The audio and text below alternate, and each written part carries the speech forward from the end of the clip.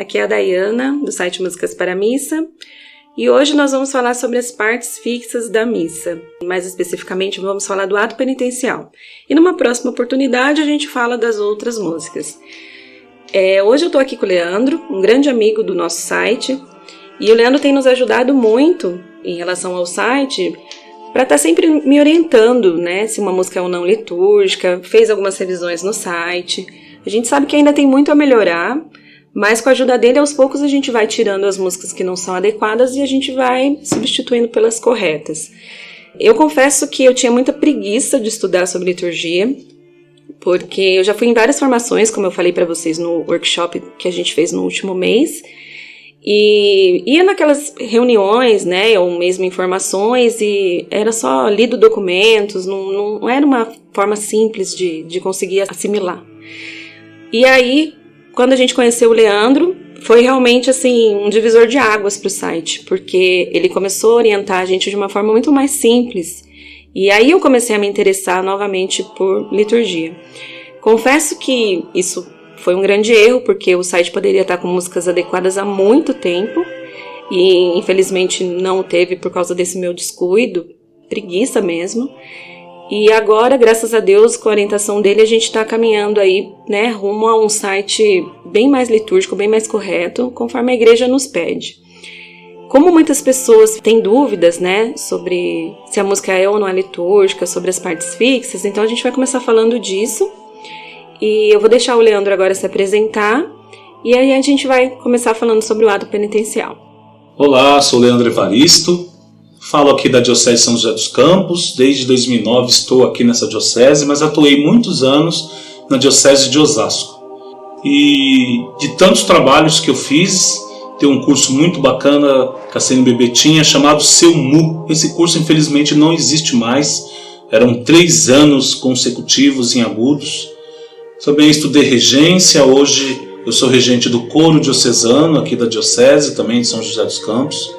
E também faço parte do grupo de compositores da CNBB. A CNBB hoje, pelo setor de música ligado à comissão da CNBB de liturgia, hoje nós temos o irmão Fernando, que é o assessor de música da CNBB, e todos os anos a gente faz o nosso encontro anual, 4 dias de aprofundamento sobre o tema música litúrgica, com o objetivo de não ficar só na nossa ideia, na nossa cabeça, no achismo, né?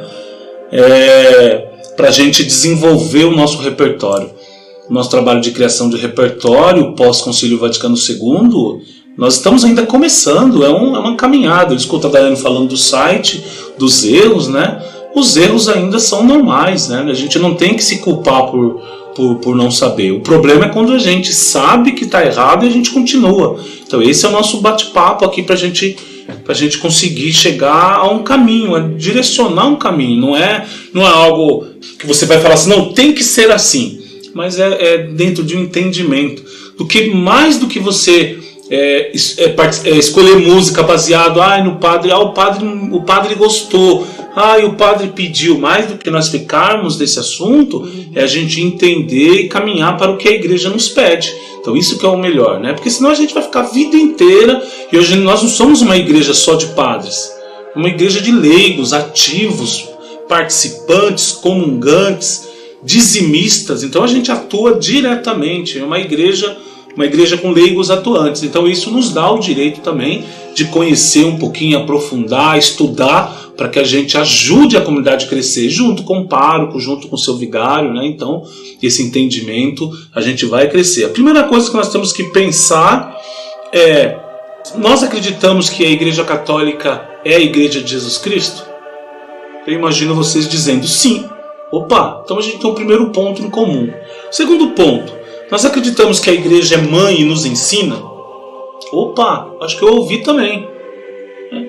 Quem disse sim? Então, se a gente tem essas duas verdades, a gente já pensa, por onde que a igreja nos fala? Pelos documentos. Nós temos a nossa tríplice de fé, a palavra de Deus sempre atuante. Nós temos a tradição e o magistério, documento do Concílio Vaticano II, Dei Verbo, né? E o magistério. O magistério são os documentos E para nós que trabalhamos no serviço da música litúrgica, nós temos uma quantidade de documentos, de coisas para a gente ler, porque a dificuldade que a Dayana deu como exemplo aqui de não entender é porque quando você pega um livro, você começa a ler ele, você tem as rubricas, está em vermelho, e às vezes você não consegue entender, porque cada país tem a sua conferência, aqui é a CNBB. Então eles fazem as adaptações necessárias antes de chegar para a gente. E aí nem sempre a gente consegue, a pessoa que nunca teve contato com os documentos, nem sempre ela consegue pôr isso em prática. Então por isso é necessário ler o todo e ter alguém, de repente ter alguém para ajudar, né? Isso acontece comigo eu vou para outras dioceses aqui, eu vou para outras pessoas me convidam para falar sobre o assunto. E aí a gente vai tentando de uma forma, não chegando para apontar apenas erros, mas mais do que apontar erros, a gente tem que pensar de mostrar um caminho. Então é isso. Porque não existe, para nós aqui, não existe liturgia perfeita. Essa é divina. Quando morrermos, se merecermos, nós vamos ter a liturgia divina. Mas isso não é desculpa para a gente melhorar ao máximo o nosso serviço. A gente precisa melhorar demais o nosso cantar litúrgico. Então, nós temos Trave Solicitudine, que é um documento de Pio X, que depois João Paulo II, em 2003, fez o centenário, o moto próprio, o quirógrafo. De punho próprio, ele fez a intitulada Carta aos Músicos. Nós temos o documento do Concílio Vaticano II, que é o Sacrosanto Concílio. Nós temos de Paulo VI, Musicam Sacra. Nós temos Carta do Papa aos Artistas, que lá vai falar da beleza que salva. Nós temos Instrução Geral sobre o Missal Romano. Lá tem todas as orientações, a partir do capítulo 2, especificamente da música, mas o livro é um livro de cabeceira para a gente que trabalha nesse serviço. Aqui no Brasil nós temos o estudo número 12, o estudo 79. O estudo 79 ele faz uma história da música até chegar aqui no Brasil, fala da enculturação e depois ele entra nos ritos, é maravilhoso, é um estudo. Nós temos documento 7 da CNBB, nós temos documento 43, nós temos um documento chamado Guia Litúrgico Pastoral, que do 78 a 82 fala dos ministérios litúrgicos musicais. Nós temos também os princípios da música litúrgica, que logo mais agora eu vou já falar sobre ele. Mas então, para vocês perceberem que nós caminhamos muito na música, que a gente não pode mais simplesmente escolher música assim, a revelia. Nós podemos mais escolher música falando assim, não, essa música eu gosto, né? Eu sempre nas formações, eu sempre falo, né? Porque é bonita. O que é bonita, porque né? Não é tocante. Só. Exatamente. Porque vai tocar no coração de alguém. Exatamente. E a gente esquece que quem toca o coração das pessoas é Deus, não é a gente, não é a nossa voz. Mas assim, a gente, no nosso trabalho litúrgico musical, os princípios da música litúrgica, eles são pra gente a nossa base pra gente ir na escolha da nossa música. É a base mesmo. Eu confesso pra vocês, não tenho vergonha nenhuma disso. Eu cantei muita música errada na minha vida, porque não sabia. Assim como a história de cada pessoa dentro da igreja, eu também tive uma história de conversão aos 17 anos. Comecei a entrar no grupo de Crisma lá na cidade de Osasco, no bairro de periferia chamado Jardim Padroeira 2. E lá eu iniciei os meus trabalhos e foi uma escola de fé pra gente. Gente, experiência ruim, experiência boa, todas nos trazem coisas, toda experiência é válida para a nossa vida. Então nesse período eu cantei muita coisa errada, mas a partir do momento que eu fiz formação, que eu fui aprofundando, que eu fui estudando música, que eu fui desenvolvendo o meu trabalho litúrgico, fui conhecendo, é hora de fazer uma reflexão e aí a gente começa a perceber aquilo que não é coerente para a liturgia. Né? O mistério celebrado, esse é predominante na liturgia. Quem é o mistério celebrado? É Jesus Cristo. É Jesus Cristo. Paixão, morte e ressurreição. Então não dá mais para mim pegar uma música e cantar o ano inteiro a mesma música. Principalmente as partes fixas. Vou rapidamente falar sobre os princípios da música litúrgica. O primeiro princípio é o teológico. Não se canta música se a verdade da igreja não tiver nela. Se tiver música que está contando coisas que não é verdade da igreja, o Sacrosanto Concílio vai dizer que a música litúrgica, vai dizer que a música litúrgica tem que ser inspirada nos livros litúrgicos e na doutrina da igreja. Então eu não posso pegar música qualquer e colocar na liturgia. Então a verdade e a beleza precisam estar intrínseca uma com a outra. Não adianta eu pensar só essa música é linda, eu vou colocar aqui no ato penitencial. Não adianta. As fórmulas do ato penitencial, que nós vamos entrar daqui a pouco nelas especificamente, elas não foram criadas por qualquer um lá. Tem o CETEL, que é a comissão que prepara isso, que faz as traduções dos documentos de Roma, depois faz as adaptações, depois volta de novo para o Vaticano para ter a aprovação. Aí sim, chegou essas aprovações, nós temos os textos prontos para musicá-los. É isso, e a partir disso a gente faz. Então a teologia é fundamental. Nós não podemos cantar música que desdiz a nossa fé, a nossa doutrina. Segundo princípio é litúrgico. A música ou ela acompanha o rito ou ela constitui o rito. Ela acompanha quando está acontecendo algo, canto de abertura. Então o canto está abrindo a celebração. A equipe celebrativa, o presidente da celebração, toda a equipe entra e tendo incenso, o canto acompanha até o final. Procissão das oferendas, é um canto que acompanha o rito. O Cordeiro de Deus, Jesus já está consagrado. Olha, o padre já iniciou, o canto se inicia. Cordeiro de Deus, o canto acompanha o rito. Canto de comunhão. Primeiro o comungante inicia, o canto inicia. O último comunga, finaliza, porque o silêncio faz parte da nossa liturgia. Também faz parte da nossa liturgia. Então a música ou acompanha ou constitui. Essas são as que acompanham. As que constituem é quando o próprio texto é cantado, o texto pronto. Então o ato penitencial, o hino de louvor, a letra do salmo que está no lecionário, o santo, o amém, as respostas eucarísticas. O cordeiro, apesar de acompanhar o rito, ele também é uma parte fixa.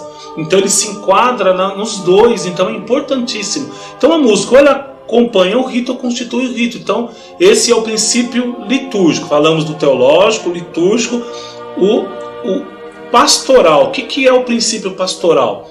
O canto litúrgico tem o selo da participação comunitária. Nós não cantamos Senhor, tende piedade de mim.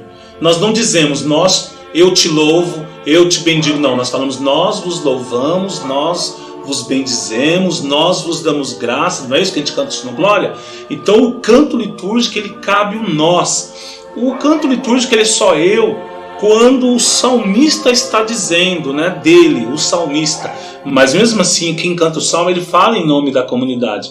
O canto de comunhão também, quando é Jesus dizendo eu sou o pão da vida, ou eu sou o caminho, a verdade e a vida. Então é Jesus dizendo, então aí é o eu. Tirando isso, nós temos que sair do egocentrismo do eu e caminhar para a libertação do nós. Porque o nós liberta a todos. E o sacrifício de Jesus na Santa Missa é para todos. Nós temos 3 formas visíveis na liturgia. É a Santa Eucaristia, a Palavra de Deus e o povo reunido. Então são sinais visíveis de Deus. Então esse nós é fundamental. Aí isso também entra a participação ativa, a tonalidade, a interpretação da música. Tem pessoas que cantam com a interpretação, ninguém consegue acompanhar. A liturgia não é show de música gospel. Não é para isso, não é uma animação de torcida. Canto litúrgico, ele tem que estar numa tonalidade confortável. Não pode ser agudo demais, não pode ser o tom da fala, como é costume as pessoas abaixarem demais os tons. O povo de Deus, o povo é um povo simples. Então, sempre que você ensinar uma música, ensine a música correta. Isso é pastoral. Incentivar o povo a cantar com você, isso é pastoral. Então, o princípio teológico, pastoral, litúrgico, pastoral e o estético. O estético é como está o seu tocar a liturgia e o seu cantar a liturgia. Porque nós falamos cantar a liturgia, não cantar na liturgia. Isso é próprio nosso. Nós cantamos os ritos. Nós cantamos as músicas que acompanham o rito. Então como está o seu violão? Será que no seu serviço litúrgico não daria para você melhorar um pouquinho o seu instrumento? Aprendi só de ouvido. Será que não daria para você melhorar? Porque eu também já toquei de ouvido por muitos anos.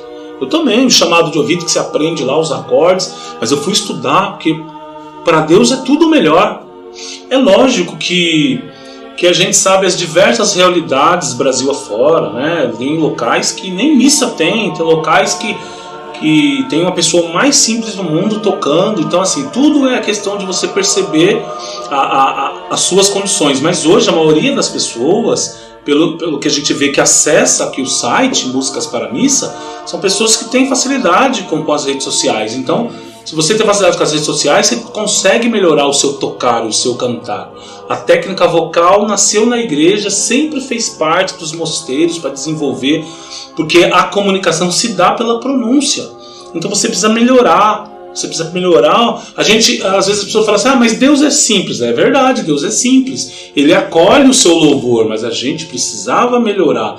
Então a parte estética é técnica vocal, aprender um pouquinho de teoria musical. Quais são os principais elementos, os elementos básicos da teoria musical? Para eu pegar uma simples partitura e dar uma olhada. Então isso é importante também na estética. Faz parte da estética eu saber entoar um salmo de forma coerente. Faz parte da estética eu saber o que é o canto gregoriano. Não gosto de canto gregoriano. Às vezes você escuta isso aí, né? Pois bem, o canto gregoriano continua sendo o canto oficial da igreja.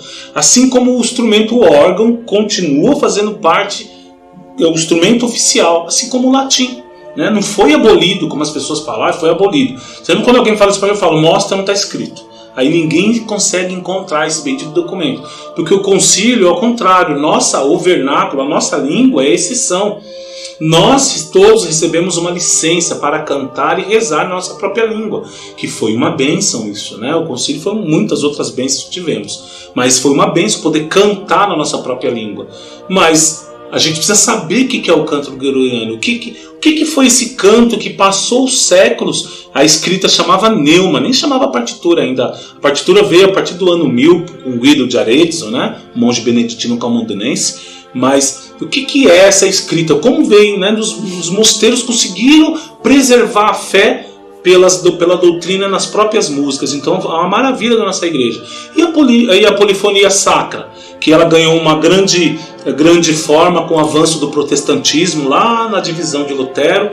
E aí Palestrina iniciou esse trabalho polifônico. Então a igreja tem a polifonia, que são aqueles corais com vozes, né? E a gente precisa conhecer esse fenômeno, esse formato coral, né? Hoje aqui na nossa diocese, São José dos Campos, eu trabalho com coro polifônico. São 26 paróquias da diocese inteira e 4 cidades, membros de 4 cidades. Então a gente consegue fazer uma polifonia. Então é importante a gente saber. Então, olha lá, recapitulando. Princípio, a música para ser litúrgica, ela precisa estar coerente com a teologia, com a pastoral, com a liturgia e com a parte estética. Aí sim eu posso realmente falar essa música litúrgica. E para isso, é lógico, eu preciso abrir mão daquilo que eu gostava de cantar. E muitas músicas eu gostava de cantar no ato penitencial e hoje eu não consigo mais, né? A própria irmã Miriam Terezinha Colling, ela tinha um CD que aí vocês conseguem consultar, o CD chama Santo Senhor. E esse CD tem algumas músicas que a própria irmã Miriam, ao longo da história da vida dela, se ela estivesse viva esse ano, ela faria 50 anos de serviço de composição. Ela, ao longo da história, ela revisou e falou: puxa, essa música não é mais coerente, né? Pelos pecados, erros passados, por divisões da sua igreja, ó Senhor. Quantas vezes a gente cantou essa música? Eu cantei também, amava cantar isso, né? Muitas pessoas perguntam se essa música pode, porque foi a irmã Miriam que fez. Mas, gente, mesmo ela sendo uma irmã, erra. Todo mundo erra. Sim. Todo mundo tem direito de errar e de corrigir. O problema é quando a pessoa enfia na cabeça assim: não, essa música falou perdão, ok.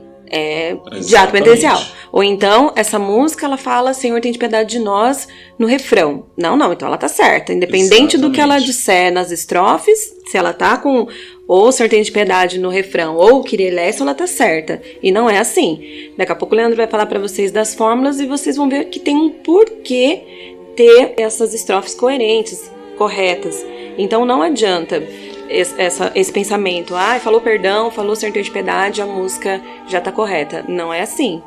E é bom a gente abrir a cabeça, porque ninguém nasceu sabendo, a gente não é o dono da verdade, mas os documentos da igreja estão aqui para nos auxiliar. E a partir do momento que você começar a cantar certo, você vai começar a encontrar melodias agradáveis que tem a música correta. E você vai ver que leva o povo a rezar. Quando eu fiz, a primeira música que eu fiz, né, na verdade, na vida, assim, a melodia, foi a Confesso a Deus.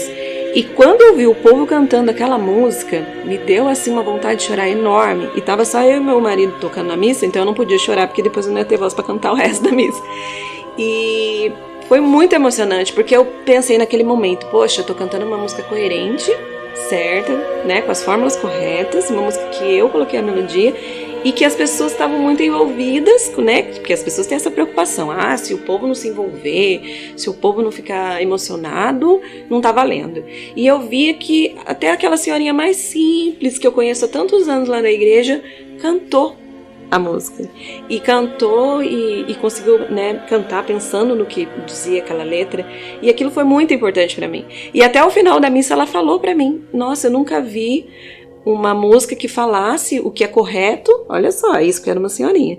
Porque eu sei que esse Confesso a Deus, ele é o correto da igreja, né? Apesar de ser uma só das fórmulas, né? Mas como na simplicidade dela, ela falou, eu vi que era o correto e eu consegui cantar e foi lindo. E você viu como a igreja cantou? Com tanto carinho, com tanto amor a Deus, e eu já estava emocionada, eu chorei mesmo. Aí eu falei, poxa vida. E a gente tem essa mania de pensar, a música é litúrgica, se ela seguir o que a igreja pede, ela é chata, ela é monótona, né? No workshop eu falei disso, e muitas pessoas responderam para mim assim, quando você falou que muita gente acha que música litúrgica é sinônima de música chata, eu me vi falando aquilo, muitas pessoas falaram. Então, a gente tem que agora, né, é um novo despertar, né? A gente, a partir de agora, vai falar sobre música litúrgica e eu espero que você aproveite, porque o Leandro entende muito disso, né? Tá nos auxiliando tanto tempo já com o site e eu acho que vai ser de grande valia. Desculpa te cortar. Sim, vamos lá. Eu ia dizendo da música pelos pecados, é que tem uma particularidade em todos os textos do ato penitencial, em todas as fórmulas, é que a gente não exalta o pecado, né? Não exalta o pecado. Não exalta. Você vai ver que todos os textos a gente tece elogios a Deus. A gente tece elogios a Deus. Então a gente vai ter... E para cada fórmula ela é específica para um tempo litúrgico. A gente vai chegar lá, mas é importante vocês conhecerem, né? E tem partes que é para o povo e tem partes que é presidencial. Então é muito importante.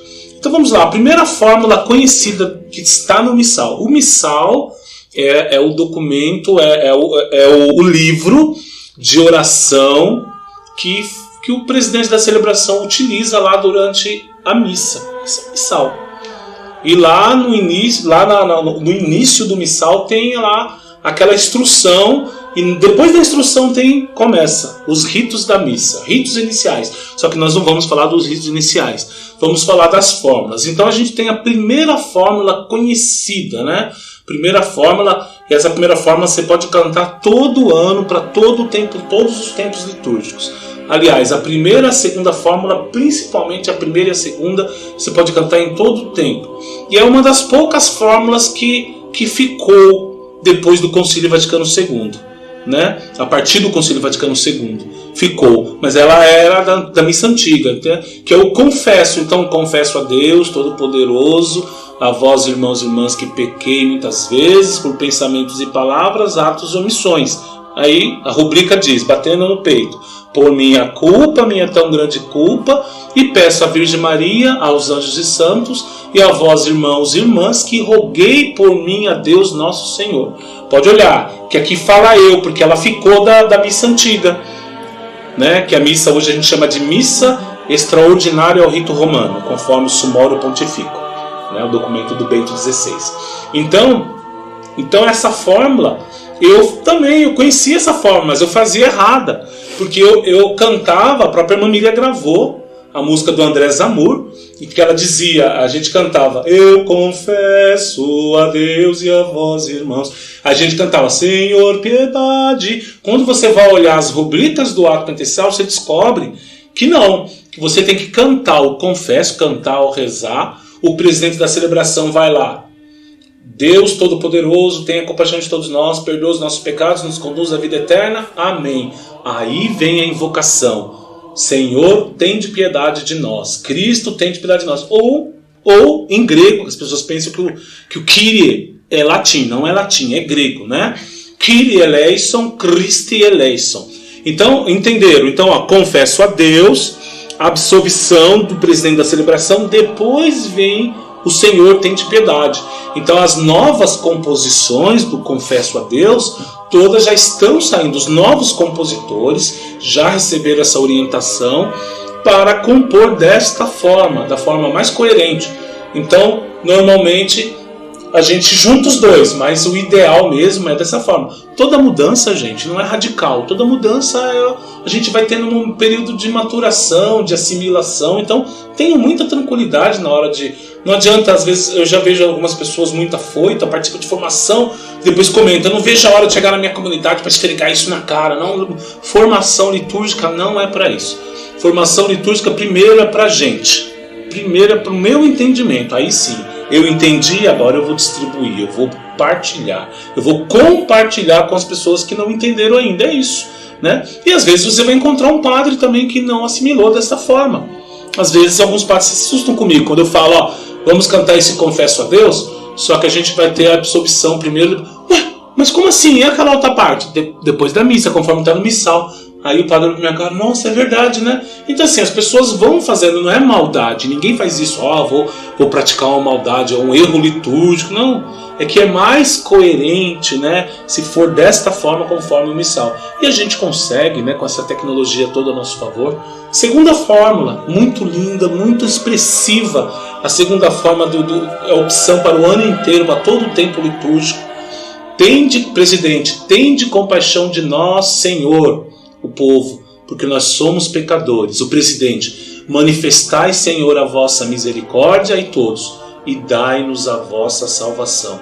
Esse texto é maravilhoso, né? Quando o padre não tem facilidade de cantar, conversando com ele, o grupo de música canta, né? Tende compaixão de nós, Senhor, porque somos pecadores. Manifestai, Senhor, a vossa misericórdia e todos, dai-nos a vossa salvação. Aí é igual à primeira fórmula. O presidente da celebração, Deus Todo-Poderoso, tenha compaixão de todos nós, perdoe os nossos pecados, nos conduz à vida eterna. Amém. Aí novamente, Senhor, tem de piedade de nós, o povo responde. Cristo, tem de piedade de nós, o povo repete. Senhor, tem de piedade de nós. Então, atenção, a primeira e a segunda fórmula que é desta forma. Primeira e a segunda. Porque a terceira, ela é diferente. A terceira fórmula, ela é diferente. O mais conhecido texto, que inclusive quem fez melodia foi o padre José Cândido de Belo Horizonte, é conhecido, né? Senhor, que vieste salvar. Então, os corações arrependidos, têm de piedade de nós. Aí todos, Senhor, tem de piedade de nós. Cristo, que vieste chamar os pecadores, tem de piedade de nós. Cristo, tem de piedade de nós. Senhor, que intercedeis por nós junto ao Pai, tem de piedade de nós. Senhor, tem de piedade de nós. Então é diferente, tá vendo? A fórmula já tem a repetição do Senhor piedade, eu queria em seguida. Então ela não é igual à primeira. A primeira e a segunda, eu confesso, o presidente faz a absolvição, em seguida, Senhor, tem de piedade. Segunda, tem de compaixão de nós, depois vai lá, o presidente da celebração faz a absolvição, e em seguida, Senhor, tem de piedade de nós. A terceira não. A terceira, Senhor, que vier salvar, a própria resposta está no texto. Então, quando você for musicar, você tem que levar isso em conta. E aí que está a coisa mais bacana de todas. É que para cá, essa aí é um exemplo, né? Esse aqui é um exemplo de ato penitencial. Nós temos outras fórmulas. Aí você tem a criatividade gigante para compor. Você tem a criatividade gigante. Para o tempo comum a gente tem... Para o tempo comum nós temos... Senhor, que sois o caminho que leva ao Pai, tende piedade de nós. Aí o povo responde. Cristo, que sois a verdade que ilumina os povos, tende piedade de nós. E o povo responde. Depois nós temos Senhor, que sois a vida que renova o mundo, tende piedade de nós. Então perceba, é uma invocação para o tempo comum. E o texto ele vem de encontro. Você viu que não tem exaltação de pecado nenhum. Não tem. O que tem é as virtudes de Deus, né? Então isso que é muito importante. A outra fórmula. Senhor, que oferecestes o vosso perdão a Pedro arrependido, tende piedade de nós. Cristo que prometestes o paraíso ao bom ladrão, tende piedade de nós. Senhor que acolheis toda pessoa que confia na misericórdia, tende piedade de nós. Alguém ouviu a exposição de algum pecado? Não, né? Mostrou o arrependimento de Pedro, mostrou a promessa de Jesus na cruz ao bom ladrão e falou das pessoas que acolhem as pessoas que confiam na misericórdia dele. Então a gente percebe que não tem exaltação de pecado. Então vamos lá. Rapidamente, Senhor que viestes não para condenar, mas para perdoar, tende piedade de nós. Cristo que vos alegrais pelo pecador arrependido, tende piedade de nós.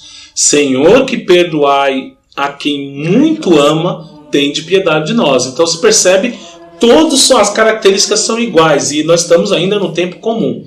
Outra fórmula, lembre-se que depois dessa terceira fórmula, depois disso sempre vai ter o Deus Todo-Poderoso, tende compaixão, só para você lembrar. Senhor que vieste procurar o que estava perdido, tende piedade de nós. Sempre assembleia, ou cantado ou rezado, tá bom, gente?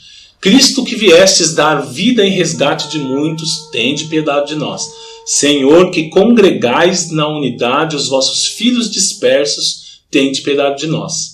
Então você percebe a riqueza de texto que nós temos no missal, né? Então tenha curiosidade, né, de pegar o missal, quem tem, ou pede para sacristã, quem tem sacristã, ou algum cerimoniário, deixa eu dar uma olhadinha, né? Não vai estragar, vai lá, senta, olhe com cuidado, você vai ver essas fórmulas bonitas. Aí do Advento, olha que bonito. O Advento, lembra do tempo litúrgico, o ano litúrgico ele começa no Advento, olha o texto.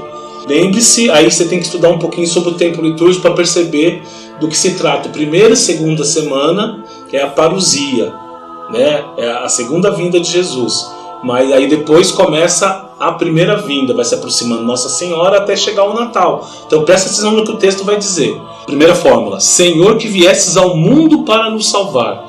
Cristo que continuamente nos visitais com a força do vosso Espírito, tende piedade de nós. Senhor que vireis um dia para julgar nossas obras, tende piedade de nós.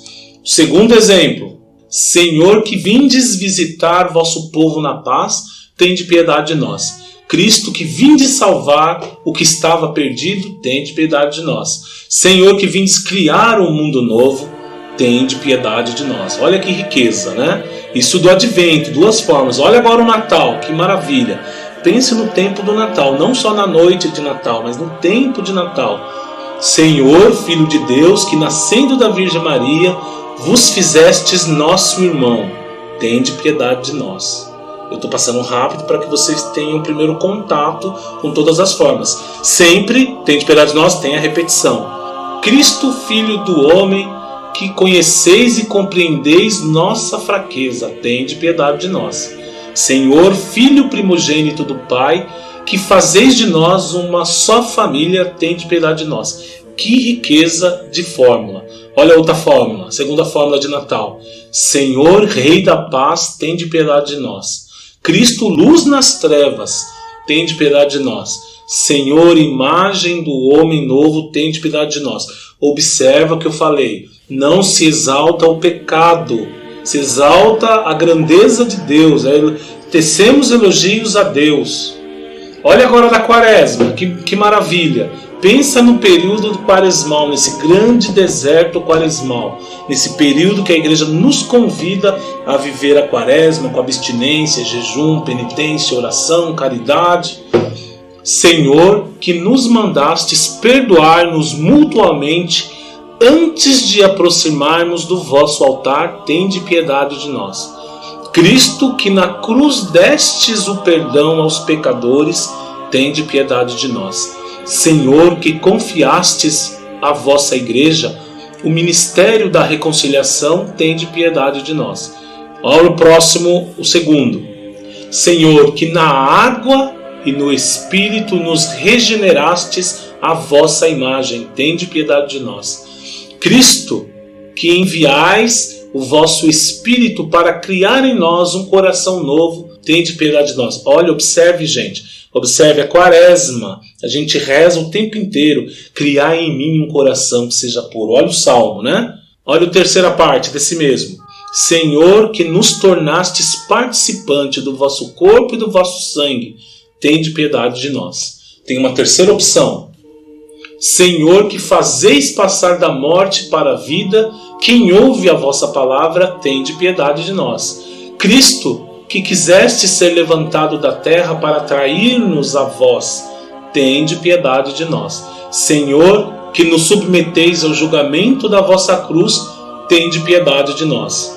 Que riqueza! Mais uma vez eu repito, o Padre termina. Deus Todo-Poderoso, tenha compaixão de todos nós, perdoa os nossos pecados, nos conduz à vida eterna. Amém. As de Páscoa, Senhor, nossa paz, tende piedade de nós. Cristo, nossa Páscoa, tende piedade de nós. Senhor, nossa vida, tende piedade de nós. Depois a segunda fórmula. Senhor, que sois o eterno sacerdote da nova aliança, tende piedade de nós. Cristo, que nos edificais como pedras vivas no templo santo de Deus, tende piedade de nós. Senhor, que nos tornais concidadãos dos santos no reino dos céus, tende piedade de nós. Terceira fórmula, inclusive ela é mais indicada para a ascensão do Senhor. Olha o texto, né? Eu devia ter, se fosse uma formação, eu teria lido o texto primeiro e perguntado para que dia que é isso. Mas no próprio texto você percebe. Senhor, que subindo ao céu, nos presenteastes com o dom do Espírito, tende piedade de nós. Cristo, que dais a vida a todas as coisas, com o poder da vossa palavra, tende piedade de nós. Senhor, Rei do universo e Senhor dos séculos, tende piedade de nós. Ascensão do Senhor, né? É para o período da Páscoa, mas principalmente para a ascensão do Senhor, né? Que nesse único dia que a gente fala quando Jesus sobe aos céus. E depois a gente espera o Pentecostes. Então, meus irmãos, a gente percebe diante dessa quantidade de fórmulas, eu falei até de forma bem rápida, para que gere a curiosidade em você de dar uma olhada no missal. Porque não basta a gente pegar músicas de gosto pessoal. O gosto pessoal é importante, cada um tem o seu gosto, né? Mas quem nos conhece mais pessoalmente, eu, Gustavo, a Daiane, sabe que nós não somos tradicionalistas, né? Que queremos que volte ao latim, que queremos, tem que ser, né, daquela forma radical. Nós queremos a missa do concílio. Mas a missa do concílio nos dá criatividade, mas é uma criatividade contida. Agora, os documentos estão escritos, eu sempre falo nas formações, né? Tem pessoas que ficam procurando vários formadores o mesmo tema, porque ela quer algum formador que aprove aquilo que ela tem como conceito errado, que na cabeça dela está certo, então ela quer escutar alguém que fale assim para ela, olha, não tem problema cantar isso não. E aí, se a pessoa se for uma pessoa católica, com índole, e estiver lutando para fazer uma liturgia como verdadeiros servos, nós somos ministros de música. A palavra ministro é serviço. Para quem estamos servindo? Se nós estivermos servindo só o nosso ego, não adianta. A gente vai perder tempo da nossa vida, eu perco tempo, Gustavo, a Daiane, vão perder tempo. Porque ninguém convence ninguém. Se a igreja, com esses documentos tão claros sobre os textos litúrgicos, não convence você que o texto que você canta, que você gosta, não é coerente, não vai ser eu aqui, um pobre pecador, que vou te convencer disso, né? A gente tem que calçar, como diz o ditado popular, as sandálias da humildade. A gente tem que se vestir dessa humildade para observar que, olha, o meu serviço ele precisa ser mais íntegro, então eu preciso repensar o meu cantar litúrgico. Porque senão eu vou usar o termo que a CNBB usa no Guia de Pastoral. Eu estou fazendo diversão religiosa. Muita gente faz diversão religiosa, porque ela vai lá e ela se agrada, porque ela canta. E às vezes uma pessoa fala, nossa, você cantou lindo, e eu nunca mais quero estudar porque alguém me elogiou, alguém disse que a minha voz parece com a voz dos anjos, e eu nunca mais quero estudar, canto. Alguém cantou uma música torta, mas o povo cantou, e aí eu nunca mais vou querer ouvir o que a igreja disse. Então a gente tem que nos revestir pedir ao Divino Espírito Santo que nos traga um coração de servos, um coração humilde para entender, né? Quantas músicas, eu dei um exemplo, mas eu cantava tanta música errada no ato penitencial. Para mim, se cantar Senhor tem de piedade, estava de bom tamanho. Mas a partir do momento que eu tenho conhecimento, os nossos olhos abrem. Nossa, e eu não tenho problema nenhum em olhar o documento. Quando eu olho um documento da igreja, eu peço a inspiração de Deus, né? A Daiane já disse isso, nós não somos donos da verdade, ao contrário, nós estamos aqui colocando nossa cara a tapa, né? Não é para ser compreendidos por todo mundo, né? Eu, nas formações, nas diversas formações, em muitas partes do Brasil que eu vou, às vezes eu recebo crítica até de padre, que não entende, não compreende o que eu estou falando, acha exagero, mas aqui nós não estamos pedindo para ninguém fazer algo extraordinário, né? É o rito.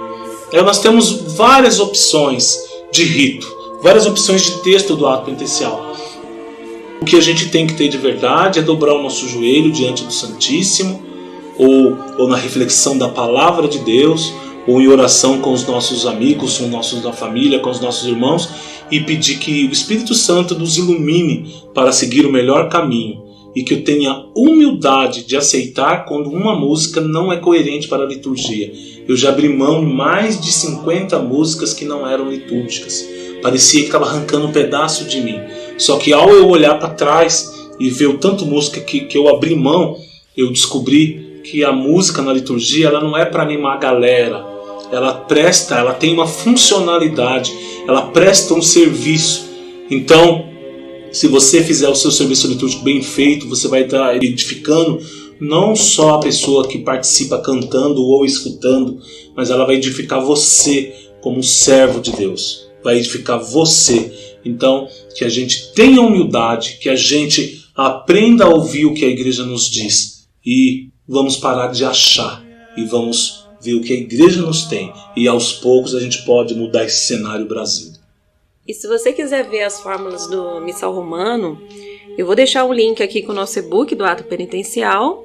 E ali no e-book você também já tem acesso aos links de algumas músicas, né, de Ato Penitencial que tem no site, para você conhecer as melodias e começar a colocar em prática. Quero agradecer muito a participação do Leandro, não só nesse podcast, mas por toda a ajuda que deu no site, né? Como eu falei no início, eu voltei a ter vontade de aprender sobre liturgia, inspirada mesmo pelas coisas que ele foi nos falando. O pouco que eu sei hoje é graças a ele ter me ensinado. Então, obrigada de coração. E eu espero que vocês aproveitem muito esse áudio, muitos virão, e que vocês rezem por nós, porque a gente sabe que a caminhada não vai ser fácil. Aqui abaixo eu vou deixar também o link do canal do Leandro, tá? Do YouTube, que é Leandro Evaristo /música litúrgica, para vocês verem o trabalho dele, as composições dele. Vou deixar também a página do Facebook do coro Irmã Miriam Terezinha Collin, no qual o Leandro é o maestro. E vou deixar também o Facebook pessoal dele. Se você quiser uma formação, algo assim na sua igreja, na sua paróquia, você pode combinar com ele de estar indo até vocês. Um grande abraço, fiquem com Deus.